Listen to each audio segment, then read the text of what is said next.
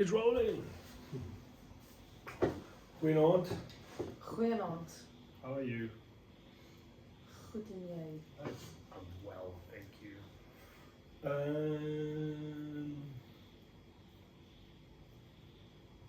Tuesday night. Day 29 already. 24th of September 2024.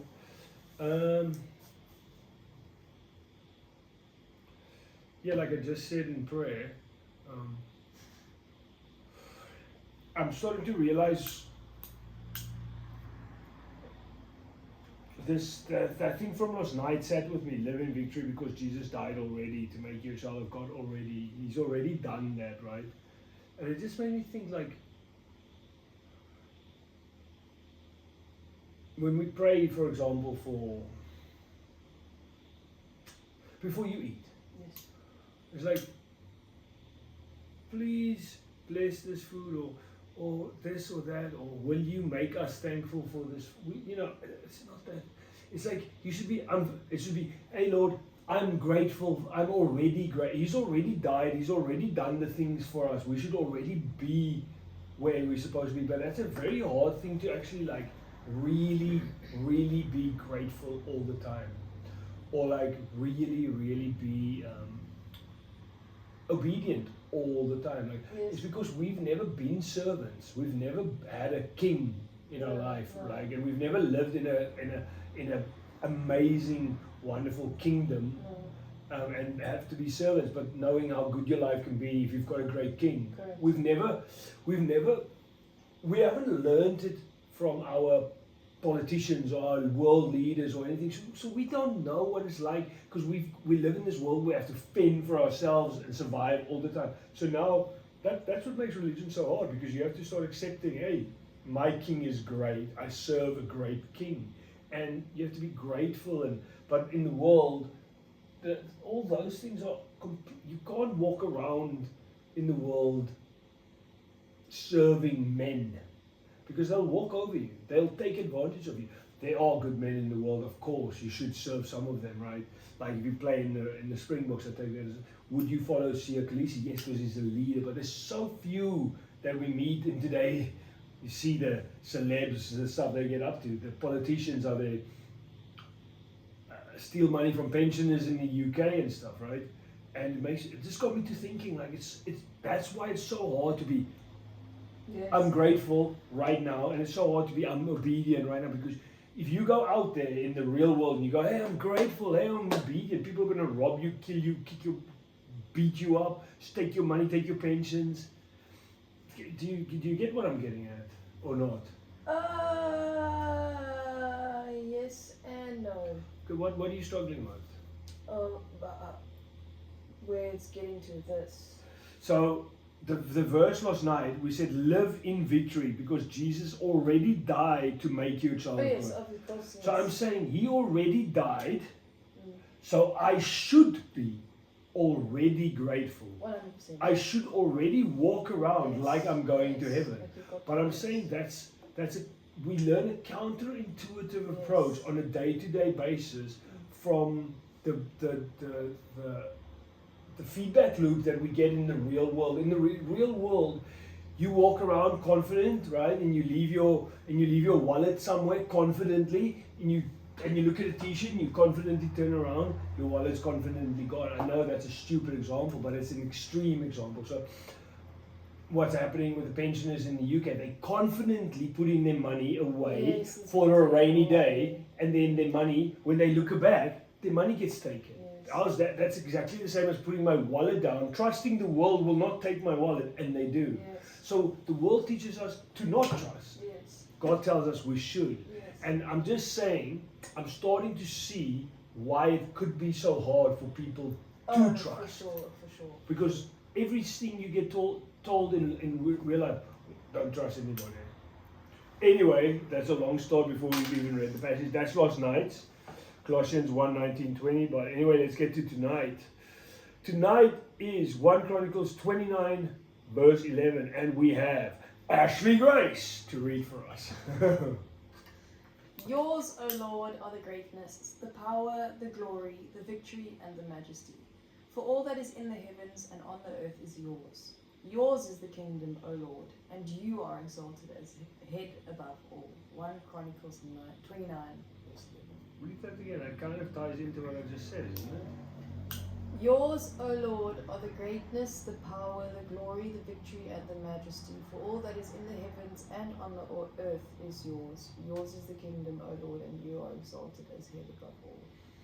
See, that's exactly what I said. So the Bible is teaching us to, in there, 1 Chronicles 29:11, it's saying we have to give praise to a king, to something so amazing, a being so amazing that is the King of Kings, the ruler of the entire world, the universe. And it's very hard for us to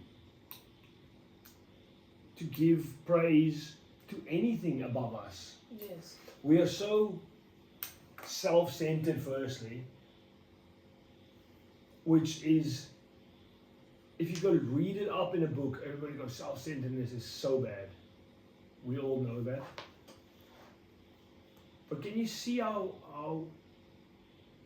difficult the mindset shift is from moving yourself out of a place where you can't trust anybody. You can't go, hey, I exalt you, my leader. You are looking after England so well. Wow, you are the best queen ever, right?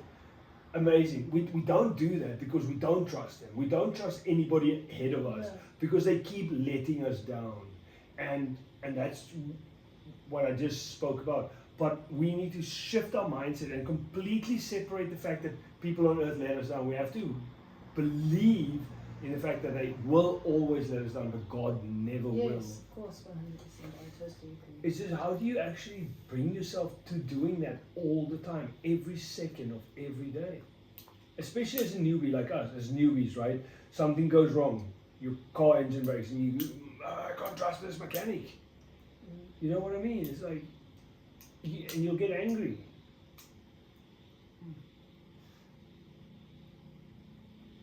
It's very hard to live this perfect, not perfect, I know it's not going to be perfect, but this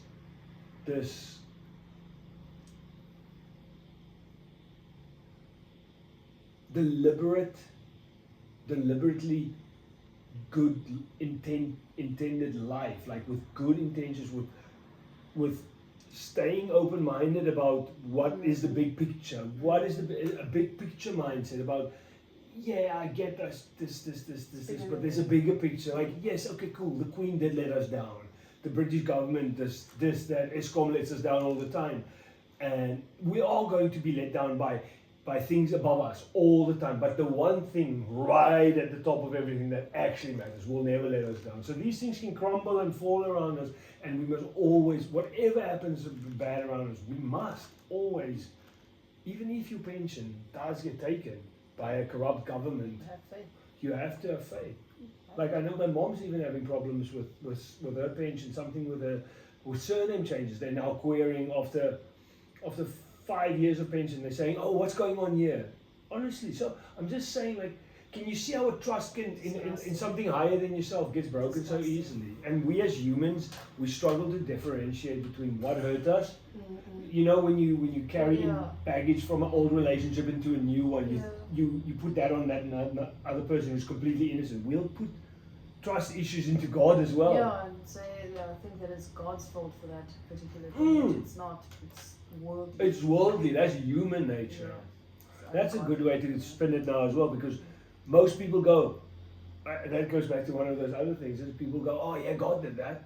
God saw that and he didn't stop that. No. Satan it's not took even, over the world. yeah, Satan took over, but at that point it's not even, it's just greed, it's just human. human. It's also human free will and greed, 100%. Anyway, should we read the brain tip? I think so. The whole world is wired for love. The world was created by a God who is love. We are made in the image of God who is love, entrusted with caring for his creation. What we think and hence what we say and do is designed to reflect God's love into the world, since the world is his. The foundation of the whole world is love. So despite all those bad things, we have to continue to act in a loving way. And even if the smallest thing you can do is just love yourself, look after yourself, go to work, serve the kids at school, serve your clients, whatever your job is, serve your colleagues in the office, whatever you can do to serve other humans, try that. Sir Roger Penrose, an Oxford mathematician, has created complex calculations indicating that love is embedded in space-time. As we humans choose, we can access these love ingredients to think and function in love through what we say and do. However, through our choices, we can also distort these love-based probabilities and produce toxicity in our environment, what we just ranted on about, right? So through our choices or other choices or our perceptions of others' choices, there's toxicity in this environment. It is our duty to choose wisely. We are tasked with bringing heaven to earth. What we think, say, and do has global repercussions. We have to think beyond me, myself, and I, and ask ourselves, what does love look like in community and the global perspective? That's literally what we just rambled on about. We should. I believe I'm trying. And it's so scary when we see some of these things on the news and stuff when they don't. Yeah. They don't do this, and we as the community have to realize that they never will. Leave them to it. They're not going to make money if they do the right thing. No, so let them do their corrupting. Stop moaning about it on Facebook. We'll just go against it. Stop supporting it. Yeah, and it's those ads that we see. Hey, use cashless businesses. Yes. Use cash. Yes. Because these small businesses are suffering through taxes. And pay cash, man. Support your local markets, all these things. Like, go do good. If everybody just goes like in their community, 5 kilometers in each direction from their homes, right? Every person on the planet 5 kilometers. The planet's probably going to be pretty damn good, right? Yeah. And just support, really support. Work where you have to work, but support what's around you in your immediate community. And we are trying. We can see it when we go do our silly little dog poo picking up and washing. The lady that I get my coffee from, she knows my order. No. You buy your coffee local. But also, do you know, it's such a blessing to live in Thailand, because I can walk out here, leave the house open. Doors, windows, alles open for the whole day. Yeah. At school, they have all their iPads and phones out while they're doing exams. All there in front for everyone to see, and they're all there afterwards. Yeah, it's brilliant, right? We see see so much of how it could be. People go, oh, Thailand's so poor, this, that, and the other. The houses are pretty poor. The streets are no potholes. The electricity works. Cars on the road are very nice, new cars, big pickup trucks. Petrol is cheap. Yes, our houses are small and crappy, but they're lovely because they're safe. There's no burglar proofing. Like, you know what I mean? That's it. That's the main road, and this is how safe we've been. Oh, really got that little button to lock our door. You know, and that goes in. Our community here loves us back because they respect us and treat us fairly, and that's why we love our community back. So the love, that's not why, but when it reciprocates, you know what I mean? People start smiling more at each other and just acting in nicer ways with each other. Stop being in such a rush. And anyway, we're all going back to South Africa at some point, and we're going to have to adjust again. But it's probably hippie thinking, right? Wishful thinking, because we live here in Thailand. We're like, oh, why can't the whole world just function like this? No, it should function like that. You shouldn't be thought that you're ludicrous or whatever to have that. I'm like, why? You sound so crazy, Mike. And I'm like, but. Why have we become so accustomed to this kind of living? Well, no, if in South Africa. Let's talk about what's the main problem in South Africa. Like this crime, right? The safety of your grandmother sleeping at night, right, is a big problem. Correct. She lived her entire life to build up a country like South Africa. She worked, paid her taxes. She had a beautiful life. Now she's 80 years old or 80 plus, and she's got burglar-proofing people around her. It's so dangerous for her to do anything. Whereas, like, it's not. And then in England, they're taking money, and then in America, the schools are dangerous. It's just sucky that that we're in a place like this and we feel all this love and we see all this love and we see this community, there's very, very little violent crime around us. You'd hear about it immediately, and this is weird, man. Anyway, I don't want to talk about negative stuff. I want to talk about how do we do those. What does love look like in community and the global perspective? We just spoke about it, didn't we? We just did. Awesome. Cool. So again, guys, the verse is 1 Chronicles 29:11. Yours, O Lord, are the greatness, the power, the glory, the victory, and the majesty. For all that is in the heavens and on earth is yours. Yours is the kingdom, O Lord. You are exalted as head above all. What it means to me today is, I have to act like He's my King, and I've got duties and tasks to perform in His kingdom for Him. And despite how many politicians, despite how many countries, despite how many global misfortunes like COVID or whatever has happened to me, He's not part of those people that are higher than me. He's a different level of high above me, and I should serve Him, and I should always serve His will on earth. Yes, 100%. That's what that means to me. You happy? Yes. What did you say? I said we praise You through everything we do, good or bad. Have faith. Have fun. Happy? I think so. Done. I think so. Cool. The what do you call it? It's 1 Chronicles 29:11. Is that the? 29:11. No, yes, I know. What do you call it? So if I say the verse is the title. The title will be the verse. Chronicles, the book. Yeah. So the book is 1 Chronicles, but I'm saying I want to put 1 Chronicles 29:11 in the title. So if I say that in English, how do I say that? The title of this video will be the verse in the Bible, but the verses. Yeah. The title of the video will be the verse, and the actual verse we'll put in the description. Yes, there you go. Cool. Lekker. Ik zal ook graag.